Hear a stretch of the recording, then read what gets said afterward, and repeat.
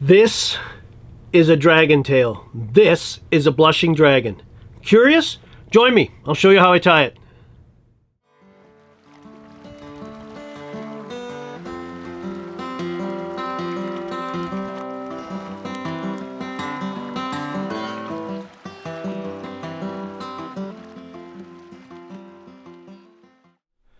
Hello everyone, I'm Phil Rowley and welcome to my tying bench. If you've been here before, it's great to see you once again.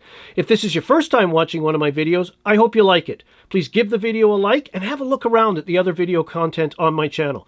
Consider subscribing. It's easy. Hit the subscribe button below. If you don't want to miss out on any future videos, just click that little bell icon right beside the subscribe button and you're going to get notified every time I upload new content, just like today. And today, we're tying the blushing dragon. And the key feature of this fly is this tapered, wiggly dragon tail. Simple fly, but trout, bass, pike, char, any fish that likes a little sushi in their diet is going to love a blushing dragon. So let's get at it. Let me show you how I tie it. And don't forget to click the comment section below where the full recipe for this fly will be listed, along with links to where you can find all the materials I used in today's fly. Also, all the equipment, tools, those kind of things are linked below as well. So let's tie the blushing dragon.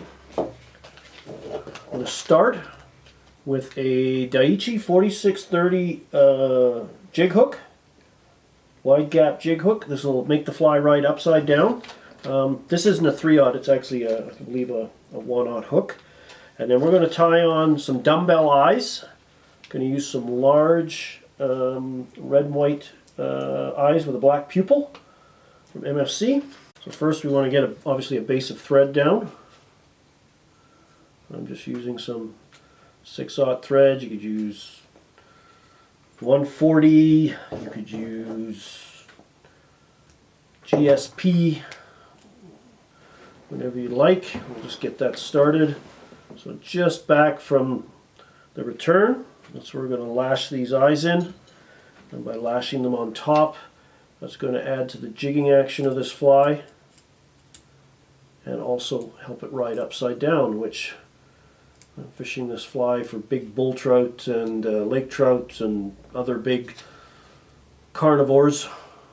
It's going to stay relatively snag free. So I figured it around, and then I am now posting those wraps by taking the thread under the eyes but above the shank, and that's going to lock them in place. And if I was to tie a bunch of these, I would actually put these eyes on first and then set them aside. And then just to secure, a little drop of super glue all around the thread wraps.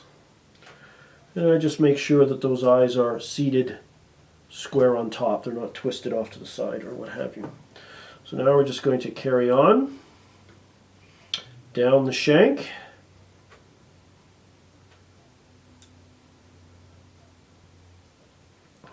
Just about halfway between the point of the hook and the crushed down barb. And we're going to use some dragon tails, hence the fly's name, blushing dragon. These are 4-inch tails. You can tie these in 4-inch, and you know, if you're going after really big fish, a trip I did up to Elmer Lake Lodge, we were fishing for big lakers up there. I was using minimum 6-inch dragon tails, but for demonstration purposes we'll use the 4-inch. So we're just going to tie this right on to the shank of the hook, right at the base. So lash that in and then advance the tying thread all the way up. Secure that right down. Make sure they're in there good and solid. Actually bind back onto the core a little bit, and then they finally stay on. And another thing you want to do, you can do this at any time at the end of the finish, but while I remembered to talk about it, is just put a little dab of super glue right on the tip. That adds durability and stops them from getting chewed up and unraveling.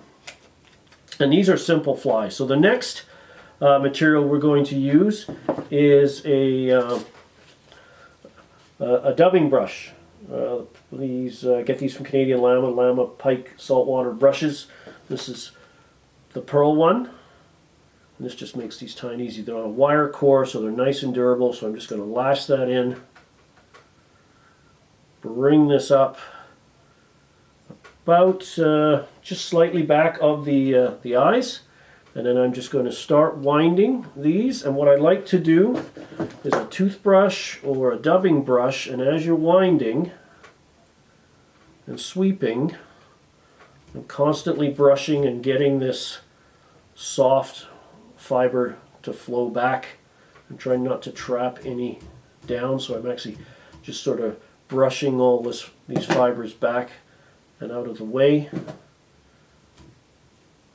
and just pack this in as a dense body. This is just going to breathe and come alive and pulse and help undulate and move and just generally suggest life. And this white with the red front on it was a deadly combination for lake trout, and you really can't go wrong with red and white. Daredevil spoon for years worked. Just bring this up, give that a good pull, and I'm going to try and create a little path in here, trying not to trap too many fibers down. Bind that down.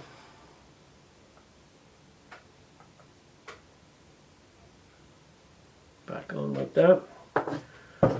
Good pair of scissors or even side cutters would be better. I'm using the backs of the jaws. And then I'm just going to give that a good brush. Like so. Just to free up all those fibers and get them to flow. And then for the front, little red collar, if you will, and that's again the Llama Pike Saltwater brush number 4, red with a little pearl in it. So I'm just going to bind that one in there like so, up to the back of the eyes, and just like we did with the white brush. Just going to wind that in front. Get my dubbing brush again handy. Just help flow those fibers back.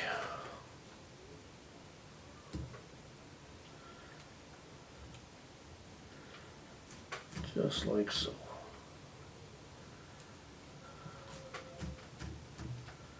Pack that in there. This is what causes it, I call it the blushing part, because it's got a blushing face on it.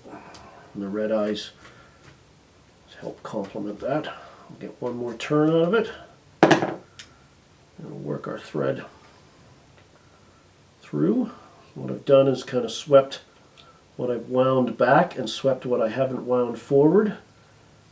Expose the wire and give me a tie-off point.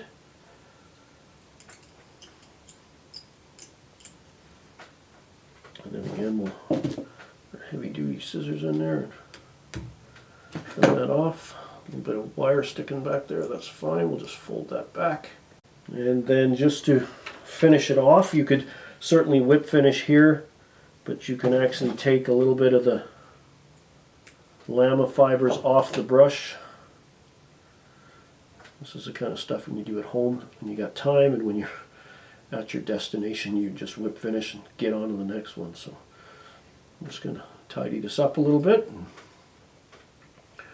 Dub a little red dubbing in and around those eyes. Llama's very soft, very easy to dub.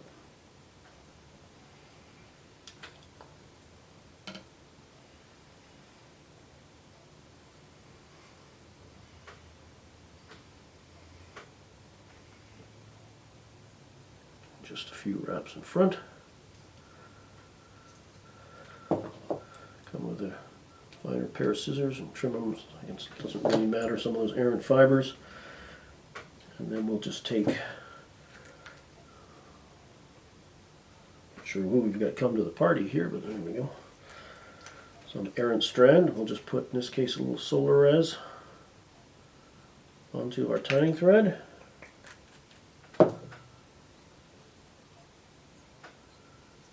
And whip finish coming up after we built a little head there.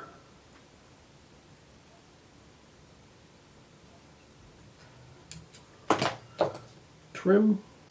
Simple, effective. You can tie a lot of these things. Those dragon tails just kick and move in the water. Very seductive. Works really well for big bull trout and especially big lake trout. And there you have it. Simple, deadly, the blushing dragon. Excellent choice for any fish that eats big flies, especially big bull trout and lake trout.